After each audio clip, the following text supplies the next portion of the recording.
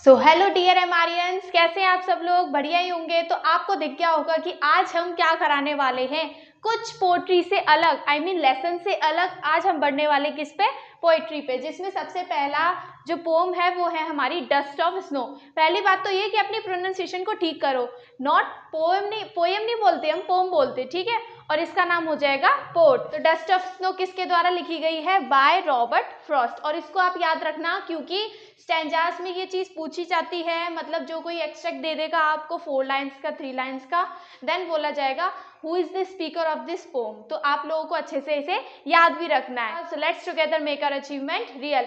और हाँ, एक और बात रिमाइंड दे दूं मैं आपको, जितने भी मैंने चैप्टर्स करा दिए हैं 4, 5 समथिंग लेसन्स में, तो उनके मैंने आपको पीडीएफ भी दी है, जिसमें क्वेश्चन आंसर राइटिंग मैंने आपको लिखाना सिखाया और दूसरे नंबर आपको मैंने क्वेश्चन होमवर्क भी दिए हैं उसी पीडीएफ में। तो उनको अच्छे से कर लेना, तैयारी कर लेना, अभी से बैठ जाना उन्हें लगाने, ताकि बोर्ड्स तक आते आते आपको माइनर सब्जेक्ट को इतना टाइम ना देना पड़े। सो स्टार्टेड करते हैं, अब स्टार्ट करते हैं। डस्ट ऑफ स्नो वैसे तो एक बहुत छोटी सी कविता है, लेकिन इसका जो पोम, उसका जो मैसेज है वो बहुत ज्यादा बड़ा है। इसके जो पोर्ट है, इन्होंने इतना बड़ा मैसेज दे दिया है। आप लोगों को थोड़ा थोड़ा अंदाजा लग ही गया होगा क्योंकि इतनी देर जो हो चुकी है और डस्ट ऑफ स्नो आपने पढ़ भी चुकी होगी। तो थोड़ा समझने की कोशिश भी करना, और हाँ, अपनी चीज़ों को रिलेट भी करना, अपनी नेचुरल लाइफ से, अपनी पर्सनल लाइफ से भी रिलेट करना कि डस्ट ऑफ स्नो कैसे हम समझेंगे या फिर रिलेट करेंगे।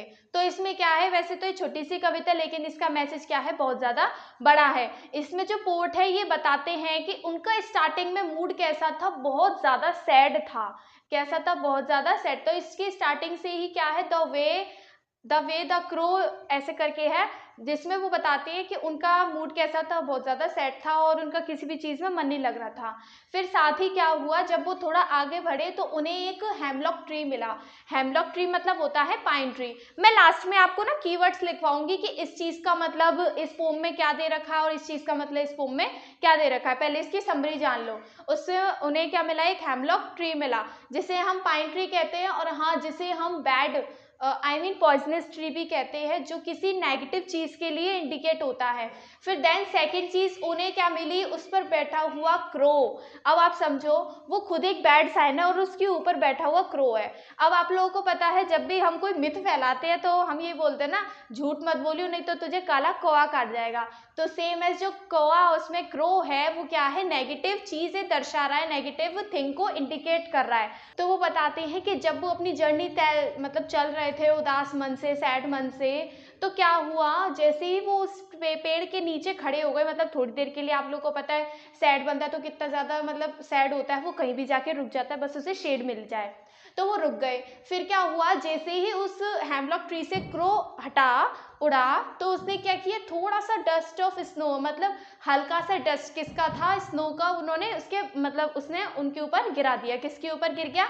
पोर्ट के ऊपर। तो जिससे क्या हुआ, वो मतलब जिससे क्या हुआ, वो थोड़े इमोशनली स्ट्रांग हो गए और उनका आधा जो थोड़ा सा बचा हुआ डे था अच्छा वाला, वो सही हो गया। मतलब एक तरह से यूँ मान लो कि पूरा दिन जब तुम्हारा खराब जाता है ना, तो एक ना एक टाइम या फिर एक ना एक पहर ऐसा जरूर होता है जिसमें तुम लोगों का क्या हुआ, तुम लोगों के साथ अच्छा व्यवहार हुआ हो।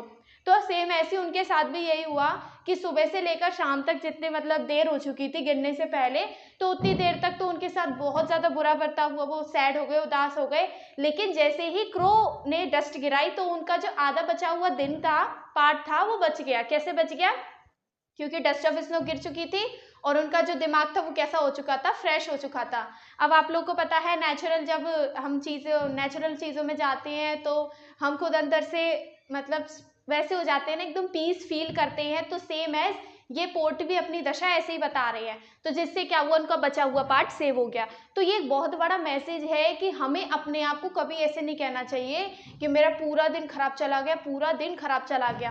कभी कभी नेगेटिव चीज़ें like as pine cone tree, जो पाइन ट्री था वो, एंड क्रो, वो कभी कभी नेगेटिव चीज़ें, जरूरी नहीं है आप लोगों की लाइफ में भी वही आए। कोई भी नेगेटिव चीज़ आपकी लाइफ को पॉजिटिव वे में बदल सकती है, थोड़ा सा पार्ट आपका बचा सकती है। तो ये जो पोर्ट है, इन्होंने ये मैसेज दिया है आप लोगों को, आप लोग इसे समझो और अपनी पर्सनल लाइफ से रिलेट करो। अब हम देखेंगे कि कौन कौन से ऐसे वर्ड्स है जो नेगेटिव है but as a positive sense हमें लेने हैं इन द पोयम। स्टार्ट करते हैं। अब देखो यहाँ पर आपको दिख रहे होंगे, मैंने लिखा है इंडिकेटर्स। ये आपके केमिस्ट्री वाले इंडिकेटर्स नहीं है, ये आपके पोम वाले इंडिकेटर्स हैं, जिसमें सबसे पहला है आप लोगों का क्रो।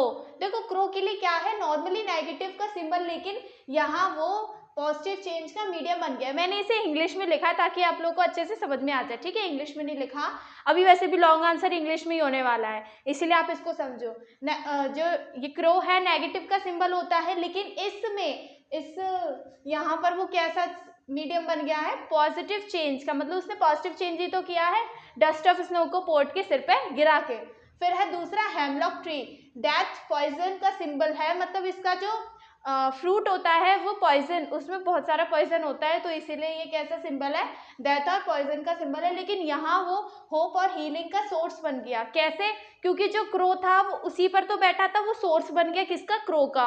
और हील किसने किया, हील किसने किया, इसी के ऊपर जो डस्ट थी स्नो की, उसने इसे क्या कर दिया, हील कर दिया।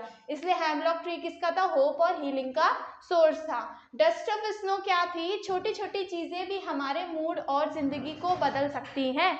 मतलब ये है कि अगर आपके आसपास जैसे कोई नेगेटिव चीजें हो रही हैं, तो उसी बीच में छोटी सी चीज आ जाए, जैसे कि मान लो होता है ना बहुत सारे लोगों के साथ, पूरा दिन उनका खराब चल गया, लेकिन मतलब रह गया थोड़ा सा पार्ट बचा हुआ, वो बाहर जाके फ्रेश कर रहे हैं अपने आप को, और वहीं आके छोटे बच्चे खेल रहे हो बहुत सारे, और उनको हेलो हाय कर रहे हो, नमस्ते कर रहे हो, तो वो छोटे छोटे बच्चे ही हमारे छोटी छोटी चीज़ों को इंडिकेट करते हैं, दर्शाते हैं। तो सेम एज ये जो यहाँ पर डस्ट ऑफ स्नो, वो भी छोटी छोटी सी होती है, तो इन्होंने भी क्या किया, छोटी छोटी चीज़ें भी हमारे मूड और ज़िंदगी को बदल सकती हैं, मतलब मूड को और ज़िंदगी दोनों को बदल सकती हैं। अब बढ़ते हैं इसके लॉन्ग आंसर की तरफ। तो यहाँ पर मैंने लिख दी है डस्ट ऑफ स्नो की समरी, जिसमें सबसे पहले तो मैंने आपको ये मतलब एक ब्लैक से क्वेश्चन टाइप दिख रहा होगा। तो ये क्या है, ये क्वेश्चन है, अगर आपके जैसे मान लो पोम से लॉन्ग आंसर आ सकते हैं, तो कुछ इस तरीके से आएंगे, तो आपको इस तरीके से लिखना है। साथ ही ये आपकी डुअल है, मतलब समरी भी है, तो अगर इसमें से कोई क्वेश्चन आता है तो वो भी आप बना सकते हो। तो स्टार्ट करते हैं। सबसे पहला है क्वेश्चन, रीड करते हैं। Dust of snow is a poem that shows how nature can heal and bring a positive change in one's mood. मतलब जो है डस्ट ऑफ स्नो एक ऐसी पोम है जिसमें नेचर क्या कर रहा है, हील कर रहा है और पॉजिटिव चेंज को लेकर आ रहा है, किसके, वंस मूड। वंस मूड मतलब वही रॉबर्ट फ्रॉस्ट के मूड में। अब इसका आंसर देखो क्या है, in the poem dust of snow by Robert Frost the poet beautifully conveys how small incidents in nature can have a deep impact on human emotions. Dust of snow poem में Robert Frost ये बताते हैं, अच्छे से beautifully convey भी करते हैं, मतलब मानते हैं, सहमत है उससे, कि जो छोटे छोटे इंसिडेंट्स होते हैं नेचर के, आई मीन नेचर में, तो वो क्या करते हैं, डीप इम्पैक्ट लेकर आते हैं, किस पे, ह्यूमन पे, ह्यूमन इमोशंस पे। जैसे कि उनके साथ भी हुआ था, उनके इमोशंस को बहुत ज़्यादा ठेस पहुंची थी, तभी तो वो उदास थे, तो नेचर ने क्या किया, उनके ह्यूमन इमोशंस को उस पर इम्पैक्ट किया, चेंज कर दिया। फिर क्या है, the poet is shown to be in a sad और ग्लूमी मूड। जो पोर्ट है वो कैसे लग रहे हैं, सैड लग रहे हैं और ग्लूमी लग रहे हैं मूड में। फिर however when a crow shakes of a dust of snow from a hemlock tree, लेकिन हाउएवर बाद में क्या हुआ, जब क्रो ने शेक कर दिया, I mean dust of snow को क्या कर दिया, गिरा दिया, किसके ऊपर, हेमलॉक ट्री से किसके ऊपर गिरा दिया, पोर्ट के ऊपर, and it falls on the poet, और जब वो पोइट के ऊपर गिरा, हिज मूड सडनली चेंजेस, तो उनका मूड कैसा हो गया, चेंज हो गया। अब आप लोगों को पता है ऐसी चीज़ें जो आइस वगैरह रिलेटेड होती हैं, तो ये चीज़ें सब लोगों को कितनी ज़्यादा अच्छी लगती हैं, तो सेम एज उनका भी सडनली चेंज हो गया। The icy touch of snow refreshes him, जो आइसी टच था किसका, स्नो का, तो उन्हें क्या कर दिया, रिफ्रेश कर दिया, किसने, डस्ट ऑफ स्नो ने, एंड अपलिफ्ट्स हिज स्पिरिट, और जो इनकी आत्मा सोई हुई थी, मतलब थोड़ी उदास थी, तो उसे जगा दिया और थोड़ा महसूस, मतलब स्ट्रांग हो गए और ज़्यादा इमोशनली स्ट्रांग भी हो गए। अपलिफ्ट्स इज हिज स्पिरिट, मतलब वो बहुत ज़्यादा खुश भी हो गए, सही हो गए। Interestingly both the crow and hemlock tree are traditionally seen as the symbol of negativity. यहाँ पर ये चीज़ इंटरेस्टिंगली क्यों बोली गई है, क्योंकि हमें पता है भाई, बचपन से ये पढ़ते आ रहे हैं, जो पुराने ज़माने या फिर कह लो ट्रेडिशनली, मतलब जो अभी तक मानते आए हैं, जो हेमलॉक ट्री होता है एंड क्रो होता है, वो कैसे माने जाते हैं, नेगेटिविटी के सिंबल माने जाते हैं। But in the pome they bring a positive change in the ports day, लेकिन पोम में क्या हुआ है, ये पॉजिटिव चेंज का क्या बन गए हैं, सिंबल बन गए हैं पोर्ट्स के डे के लिए। This shows that even ordinary or disliked elements of nature can have a healing effect on the human mind and can help us find joy in the little things. तो यहाँ पर आपको समझ में आ गया होगा कि ये जो पोम है ये हमें ये शो करती है या फिर ये फील कराती है कि जो ऑर्डिनरी और डिसलाइक्ड एलिमेंट्स होते हैं, ऑर्डिनरी मतलब वो साधारण एलिमेंट, कुछ भी हो सकता है साधारण जिसका तुम लोगों की लाइफ में कोई भी महत्व नहीं हो, लेकिन बाद में क्या होता है, और कुछ डिसलाइक्ड एलिमेंट भी होते हैं जैसे कि हेमलॉक ट्री और क्रो की बात करी जा रही है। तो ऐसे एलिमेंट्स भी नेचर के क्या करते हैं, आपको हीलिंग मतलब अंदर से भर सकते हैं। जो आप सैड और ग्लूमी मूड में हो तो उसको क्या कर सकते हैं, हील कर सकते हैं और ह्यूमन माइंड को हील करेंगे और can help us find the joy in little things. फिर बाद में आपका मूड जब ठीक हो जाएगा तो अच्छे से आपके दिन को भी बनाने में क्या करेंगे, मदद करेंगे। तो यहाँ पर ये हो गया हमारा पूरी समरी। अब जरा कर लेते हैं इनके एक्सट्रैक्ट जो स्टैंजास होते हैं तो उनके अकॉर्डिंग भी क्वेश्चंस बनते हैं। सिर्फ 2 एक्सट्रैक्ट्स हैं, उनके क्वेश्चन आंसर भी वैसे बहुत छोटे छोटे होते हैं क्योंकि आपको पता है छोटे छोटे ही आते हैं, तो इन्हें भी स्टार्ट कर लेते हैं। तो यहाँ पर आ चुके हैं हमारे फर्स्ट स्टैंजा के पास, जिसमें है सबसे पहली पोम का 4 line, The way a crow shook down on me the dust of snow from a hemlock tree। ये आप लोगों को 4 लाइन भले दिख रही, लेकिन इनका सेंस जो इनका मैसेज बहुत ज़्यादा बड़ा है। तो हम स्टार्ट करते हैं इस क्वेश्चन से, 4 से, फिर 3, फिर सेकेंड एंड फर्स्ट। इसमें बोला है name the poetic device used in the phrase dust of snow. तो डस्ट ऑफ स्नो में पोएटिक डिवाइस यूज हुआ है और वो है हमारा आंसर क्या, मेटाफोर। क्या है, मेटाफोर। मेटाफोर में क्या होता है, एक चीज को दूसरी चीज बोल दिया जाता है।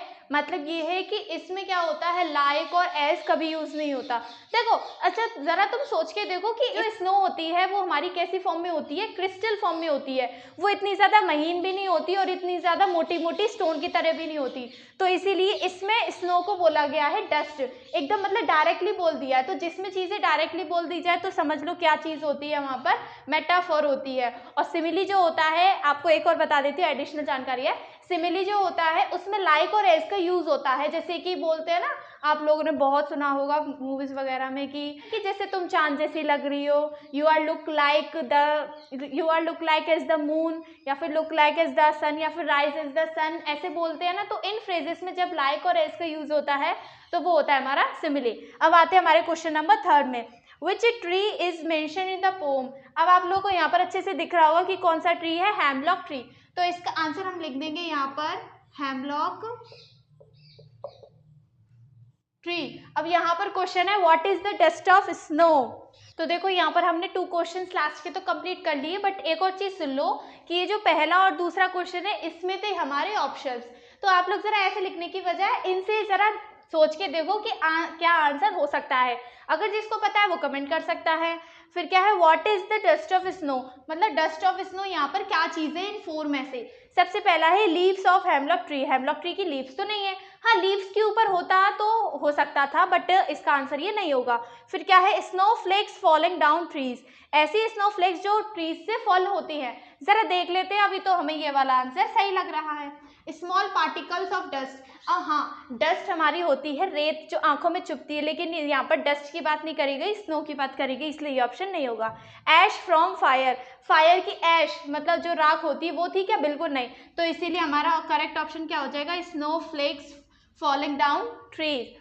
फिर क्या है, what did the crow do, crow ने क्या किया था, तो flew over the poet, poet के ऊपर से उड़ गया था, या फिर shook down snow on the poet, हमें ये सही लग रहा है, वो उसने क्या कर दिया था, शूक कर दिया था किसको, स्नो को, किसके ऊपर, पोर्ट के ऊपर। तो ये वाला हमारा करेक्ट आंसर हो जाएगा। अब बढ़ते हैं दूसरे स्टैंजा की तरफ। तो यहाँ पर आ चुका है सेकंड स्टैंजा इसी पोम का सेकंड पार्ट। तो इसमें है has given my heart a change of mood and saved some part of a day I rued. मतलब ये कि इसने क्या किया, जब क्रो ने शूट कर दिया था स्नो को, तो उसने मेरे हार्ट को चेंज किया, मेरे मूड को चेंज किया और मेरे डे का सम पार्ट बचा दिया, जो पहले मैंने रूड मतलब जो मैं पहले खराब करना चाहता था तो उसको क्या कर दिया, बचा लिया। तो अब स्टार्ट करते हैं अगेन लास्ट से। How did the port feel before the snow fell on him. तो वो कैसा फील कर रहे थे, वो चीयरफुल थे, नो वे, वो एंग्री थे, वो गुस्सा नहीं थे, वो उदास थे। तो रिग्रेटफुल एंड सैड और कॉन्फिडेंट, तो इन दोनों में से कौन सा ऑप्शन हो जाएगा, रिग्रेटफुल एंड सैड। फिर आ जाता है हमारा third question, what saved the part on the ports day. तो इसका हम एक आंसर लिखेंगे, the fall of dust of snow from the tree, या फिर कह लो फ्रॉम द हेमलॉक ट्री।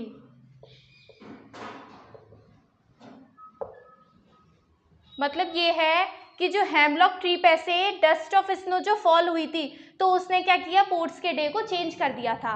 अब है हमारा सेकंड क्वेश्चन, वो भी ऑप्शन वाला। What does the word rued mean, मतलब जो इसमें what does the word rued mean, इसमें जो रूड है उसका मीनिंग क्या है। तो उसका मीनिंग आप सोचो, सेलिब्रेटेड है, रिग्रेटेड है, इंजॉयड है, ऑब्जर्व्ड है।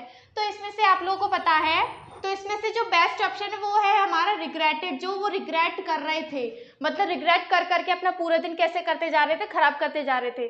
फिर है what change occurred in the ports heart, ports के हार्ट पे क्या चेंज अकर हो गया था, क्या चेंज हुआ था। तो उसका आंसर है his mood changed from sad to happy. मतलब ये कि जो पोर्ट का मूड था वो सैड से कैसा हो चुका था, हैप्पी हो चुका था। तो यहाँ पर क्या हो चुका था, उनका मूड सैड से हैप्पी हो चुका था जब पोर्ट के ऊपर क्या गिरी थी, डस्ट ऑफ स्नो गिरी थी। तो यहाँ पर हमने कर दी है हमारी poetry, first poetry dust of snow खत्म। इसका एक मेन इंपॉर्टेंट चीज मैं आपको बता दूं कि रॉबर्ट फ्रॉस्ट अच्छे से लर्न कर लेना कि किसके राइटर ये हैं। फिर जो नेक्स्ट पोम है आपको पता है फायर एंड आइस है। अब हम उसे स्टार्ट करने की सोच रहे हैं इंस्टेड ऑफ चैप्टर्स हमारे बहुत सारे हो चुके हैं, तो पहले स्टार्ट करेंगे पोम, ठीक है। तो अगर आप लोगों को इसकी पीडीएफ चाहिए, क्वेश्चन आंसर्स की, आंसर राइटिंग, क्योंकि क्या होता है जब चैप्टर्स के क्वेश्चन आंसर्स आते हैं तो हम वहाँ पर कुछ भी लिखाते हैं क्योंकि भाई बड़े बड़े चैप्टर है, आता है हमें तो। लेकिन पोम का क्या है, पोम में तो दो दो लाइन होती हैं, तो इसीलिए मैंने आप लोगों को पीडीएफ बना के दे दी। आप डिस्क्रिप्शन में चेक कर सकते हैं। 3 क्वेश्चन मैंने खुद लिखे हैं और 3 बाकी आपकी जिम्मेदारी है लिखने की, जिससे कि आप अभी के लिए क्या हो जाओगे, बोर्ड्स के लिए रेडी हो जाओगे। ये चीज़ मैं हर लेक्चर में बोलती हूँ, इसको अच्छे से लेना क्योंकि ये चीज़ इंपॉर्टेंट है। तो तब तक के लिए नेक्स्ट वीडियो का वेट करें और अच्छे से पढ़ते रहें।